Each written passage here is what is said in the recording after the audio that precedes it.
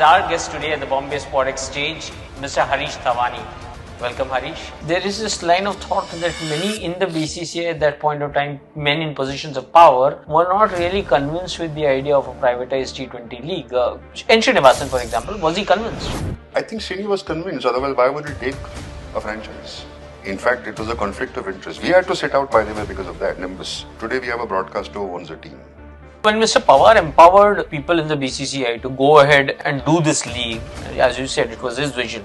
Lalit took it and just gave it to the IMG. Yeah, I think IMG was pulled in, and in fairness to them, I think they did a pretty competent job to write the whole detailing of the operations, the plans, how the auction would take place. A concept which, by the way, I disagreed with. I think we should have gone the draft route. Cricketers are not cattle to be sold in an auction. Today, people are talking about how cricket is not the same anymore, and T20 leagues are taking over, the existing canvas is changing, etc. And I say that if someone like Lalit and Srini was still around in BCCI, and had those men been around, probably things would have changed a long time ago.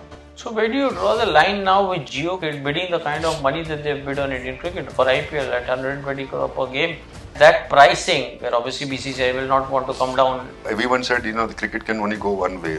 Do stock markets go only one way? Did the price of cricket rights come down between 2006 and 2010 in India? Yes, it did. But in those years, the headlines on Indian cricket broadcast money wasn't the way it is today. Today, an average administrator wants to do a one-up on the previous one. उसने 60 में बेचा, मैं 70 में बेचा. Even then they wanted to do one up. Did he understand numbers better than anybody else in the BCCI? Yeah. Is that what allowed him to take charge of? No, Pawar gave him charge because of that. Still don't understand. Lalit gave it to him without a tender. Might be too bold about the caste route, as in, Brahmins versus Kshatriyas. Today's day, it's such a taboo, like mentioning. They're doing a caste census in this country. There's nothing illegal about it.